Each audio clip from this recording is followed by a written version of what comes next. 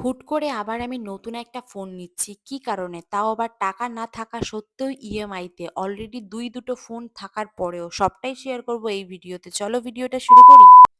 Hello everyone, welcome back to my mini blog. কেমন আছো তোমরা সকলে? আমি তোমাদের সকলের প্রিয় রত্না। আমার নতুন একটা মিনি ভিডিওতে সবাইকে জানাচ্ছি ওয়েলকাম। তোমরাই জাস্ট একটু দেখো, বাড়ির থেকে বেরাতে না বেরাতে পুরোপুরি কুত্তা ভেজা ভিজে গেছি। মানে কুত্তা যেমন ভেজে, সেরকম কুত্তা ভেজার লেভেলে আমরা ভিজে গেছি। আর এইরকম ভাবে ভেজা অবস্থায় ট্রেনে না উঠতে ইচ্ছা করে, না কোনো রকম ভাবে কোথাও যেতে ইচ্ছা করে, না কোথাও বসতে ইচ্ছা করে। ট্রেনে ওঠার পর কোনো রকম বৃষ্টি নেই। আর এদিকে এতটা রাস্তা আমরা সাইকেল চালিয়ে এসছি পুরো বৃষ্টিতে ভিজতে ভিজতে। তোমরাই বলো, একটা সুস্থ মানুষের মাথা গরম হবে না কেন? এইরকম বৃষ্টি, মানে যখন মানুষের দরকার বৃষ্টি তখন তো বৃষ্টি হয় না, যখন দরকার না তখন ঝরে ঝরে বৃষ্টি হয়। এই বিষয়টা না আমার একদম ভাল লাগে না। যাই হোক, বৃষ্টি যেহেতু শুরু হয়েই গেছে তাই আর লেট না করে ভাবলাম চলো ক্লিপ দেখাই নই যাক। মানে এত সুন্দর যেহেতু আজকের ওয়েদারটা লাগছে, তাই সেই কারণে ভাবলাম যে তোমাদের সাথেও ব্যাপারটা একটু শেয়ার করি। আর এদিকে দেখো, প্রথমে তো সিট পাইনি। ট্রেনে ওঠার পর অলরেডি ৩-৪টে স্টেশন চলে গেছে। তারপরে কিন্তু দাঁড়িয়ে থেকে থেকে থেকে ফাইনালি একটা সিট পেলাম। অনেক বলার পরে। আর জেনারেল কম্পার্টমেন্টে এখন কিন্তু মানুষজন খুব চালাক হয়ে গেছে। আগে জেনারেল কম্পার্টমেন্টে একটা মহিলা উঠলে বা কোনো বয়স্ক মানুষ উঠলে তারা কিন্তু তাদের সিট ছেড়ে দিত। বাট এখন মানুষ দেয় না। আর ট্রেনে ওঠার পর এরকম ডাসা ডাসা পেয়ারা দেখে নিজের লোভটা কোনোরকম সামলাতে না পারা আমি। যাই হোক, পেয়ারা খেতে খেতে বাইরের দৃশ্য দেখতে দেখতে আমরা সামনের দিকে এগাচ্ছি। আজকে যাচ্ছি একটা খুব সুন্দর জায়গায়। আর এই লোকেশনটা আশা করি তোমাদেরও অনেকটা পরিমাণ হেল্প হবে। আর অনেকটা কম দামে তোমরা অনেক সুন্দর সুন্দর জিনিস পাবে। আমি জানি তোমরা খুব এক্সাইটেড জানার জন্য যে আমি আজকে কোথায় যাচ্ছি, আর সেটা তোমাদের সাথে শেয়ার করব। তার আগে দেখো আমি কোন দিক দিয়ে যাচ্ছি। ইছাপুর অথবা পলতা অথবা ব্যারাকপুর অথবা এদিকে যেসব মানে জগদ্দল আরো রয়েছে, নৈহাটি, মদনপুর, শিমুরালি, এইসব জায়গা আমি কিন্তু কখনো আগে পরে কোনোদিনই নামিনি।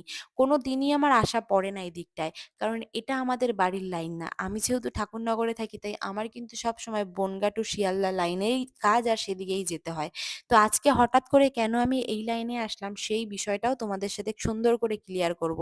তার আগে চলো আমি আজকে কোথায় কোন স্টেশনে নামছি সেটা আগে ক্লিয়ার করি।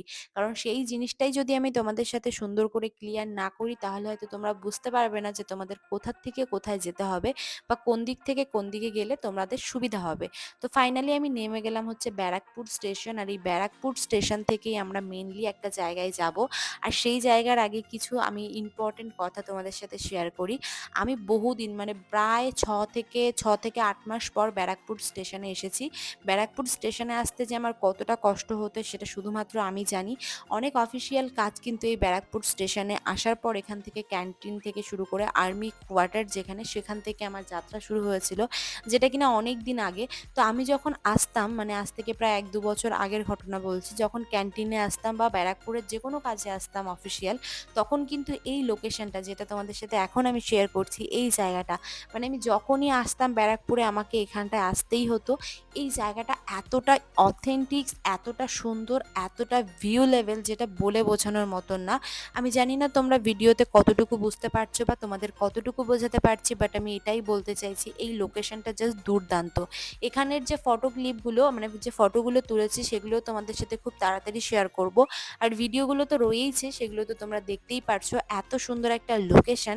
আমি আজকে ব্যারাকপুরে এসেছি আর এই লোকেশনটায় যদি আমি না আসি তাহলে ভগবান ডাইরেক্ট আমাকে পাপ দেবে, বুঝতে পারলে? তাই এই জায়গাটায় কিন্তু আমাকে আসতেই হতো। তো এইখানটায় এসে আমি প্রায় ১৫ থেকে ২০টা মিনিট টাইম ওখানটায় আমি কাটিয়েছি। দেন মেইনলি যে কাজটায় আজকে ব্যারাকপুরে এসেছি, এখন সেই কাজটাতেই করতে আমাদের যেতে হচ্ছে। কারণ অলরেডি আমি ধাওয়া খেয়ে নিয়েছি। আর কতক্ষণ দাঁড়িয়ে ফটো তুলবো বলো? হ্যাঁ, ভিডিও করার, অনেক সুন্দর রিলস বানানোর মানে অনেক কিছু করার ইচ্ছা ছিল। যেহেতু টাইমটা শর্ট আর আমরা আজকে বেরিয়েছিলাম প্রায় অনেকটা লেট করে, প্রায় ৩:২০-২৫-এর একটা ট্রেন ধরেছিলাম, যে কারণে আর আমাদের ব্যারাকপুর আসতে কিন্তু বেশ অনেকটাই টাইম লাগে, প্রায় ৪০ মিনিটের উপরে, ৪৫-৫০ মিনিট লাগে। তো ফাইনালি আমি চলে এসেছি এই যে এই শোরুমে। এই দোকানটার নাম আমি জানি না, এখানে মোবাইল প্লিক্স লেখা মেবি, তো মোবাইল প্লিক্সই হবে। তো যাই হোক, আমি যদি ভুল বলে থাকি তোমরা অবশ্যই কারেকশন করে দিও। আজকে বেসিক্যালি আমরা এখানে এসেছি, এটা একটা শোরুম বলতে পারো, এখানে মোবাইল কর্নার বলতে পারো, মোবাইল দোকান বলতে পারো, যা ইচ্ছা সেটাই বলতে পারো। আমি নিজেও জানি না জায়গাটা কোথায়। যাই হোক, মেইনলি আজকে আমরা এখানটায় এসেছি একটা ফোনের জন্য। তো এই যে দেখো মোটোওয়ালা যে ফোনটা, এই ফোনটা ফার্স্ট টাইম আমি দেখছি। এই ফোনের ক্যামেরাটা মানে কি বলবো, বলবো? মানে কাকু বলে বোঝানোর মতন না যে ফোনের কালারটা কি দারুণ! আর তার থেকে বড় কথা ক্যামেরা। মানে ক্যামেরা কোয়ালিটি আমার iPhone যে ফোনটা আমি ইউজ করি না, সেই ফোনটাকেও হার মানিয়ে দেবে। ক্যামেরা কোয়ালিটি এতটা ভালো। ভিতরে একদমই মানে আমাদের এই শোরুমটার ভিতরে একদমই নেট পায় না। আর আমার যেহেতু ভিডিও পোস্ট করতে হতো, সেই কারণে আমি বাইরে একটু ভিডিও-টিডিও পোস্ট করে আবার ভিতরের দিকে গেছি। আর তোমরা জাস্ট দেখো, শোরুমের ব্যাকগ্রাউন্ডটা দেখে আমি জাস্ট ক্রাশ খেয়ে গেছি। চারিদিকটা শুধু WhatsApp, Facebook, Instagram, Twitter, Messenger, মানে এত সুন্দর ব্যাকগ্রাউন্ড ছিল না, মনে হচ্ছিল এখানে দাঁড়িয়ে ভিডিও-টিডিও করেই বাড়িতে যাই। ফাইনালি আমরা যে ফোনটা নিলাম ওই মোটোর ফোনটাই নিলাম। এখানে ২ টো কালার ছিল। তোমরা গেস করো তো ঠিক কোন কালারটা আমরা নিলাম। তো ফাইনালি এখান থেকে বিল ধরিয়ে দিল। সঙ্গে এই যে আমাদের ব্যাগটা ধরিয়ে দিল। ব্যাগটা কিন্তু অনেকটা কিউট, পুরোপুরি আমার মতন। যাই হোক, এখান থেকে আমাদের যে জিনিসপত্রগুলো মানে মেইনলি ফোনের বাক্সটা, এই জিনিসগুলো কিন্তু দায়িত্ব করে সুন্দর করে গুছিয়ে নিতে হবে। আর এখানে আসলে তোমরা কিন্তু খুব রিজনেবল প্রাইস এর মধ্যে ফোন পেয়ে যাবে। যদি মনে করো তোমরা সেকেন্ড হ্যান্ড ফোন নিতে চাও, বা মনে করো যে না একটু কম বাজেটের মধ্যে নেবে, তো এখানে ১৫ দিন, ১০ দিন, ১২ দিন কিন্তু এরকম ফোনের বয়স থাকে। সেই সব ফোনও তোমরা পেয়ে যাবে, তাও আবার অনেক কম প্রাইসে। তো ফাইনালি অনেকক্ষণ দেখার পর আমরা কিন্তু মোটোর যেহেতু ২ টো এখানে অপশন ছিল, তো কালার অপশনও ২ টো ছিল। সেখান থেকে একটা ফোন নিয়ে নিলাম, সেটা হচ্ছে এই কালার। অবশ্যই জানিও কালারটা তোমাদের কেমন লাগছে।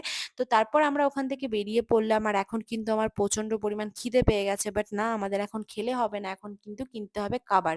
তো ফোনটা কেনার পর সবথেকে মানে যেকোনো ফোন, আমরা নতুন ফোন হোক, পুরোনো ফোন হোক বা যেকোনো, যদি কারোর একটা Nokia সেটও থাকুক না, ফোনটা কেনার পর সবার চিন্তা থাকে তার ব্যাক কভার কি লাগবে, তার গরিলা গ্লাস কি লাগবে, তার চার্জারটা ঠিক কেমন অ্যাডাপ্টার দরকার। মানে এইসব চিন্তাভাবনা কিন্তু যারা ফোন কেনে তাদের এইসব চিন্তাভাবনাই থাকে। তো আমারও তার ব্যতিক্রম কিছু না। আর তোমরা ভাবতেই পারো যে আমার কাছে একটা iPhone, একটা না Oppo ফোন থাকার পরেও নতুন করে আমি আবারও কেন শোরুমে গেলাম বা কেন ফোনের দোকানে গিয়ে ফোন কিনলাম, সবটাই তোমরা হয়তো চিন্তা করতেই পারো, না করার কিছু নেই। যাই হোক, সেটা নয় পরে কোনো একটা ভিডিওতে আমি শেয়ার করব। আর আমার না প্রচন্ড পরিমাণ ভাল লাগে ব্যারাকপুর স্টেশনটা। কারণ ব্যারাকপুর স্টেশনটায় আসলে একটা ঐতিহাসিক মুহূর্ত মনে হয় চোখের সামনে ভাসে। যাই হোক, তোমাদের সাথে গল্প করতে করতে ফাইনালি ট্রেনটা ঢুকে গেল। আর ট্রেনটা ঢোকানোর পর মানে ট্রেনটা আসার পর আমি এদিকে খুব সুন্দর একটা সিট পেয়ে গেছি। আর এই সিটে আমি বসে বসে আমসত্ত্ব খেতে খেতে এখন কিন্তু বাড়ির দিকে রওনা দিচ্ছি। আর বাইরের ব্যাকগ্রাউন্ডটা দেখো কি দারুণ লাগছে, তাই না? যাই হোক, ফোনটা কেমন হলো মানে ফোনের কালারটা কেমন হলো কমেন্টে জানাতে ভুলো না। আর আজকের ভিডিওটা কেমন লাগলো সেটা ঝটাপট করে জানিয়ে দাও। টাটা।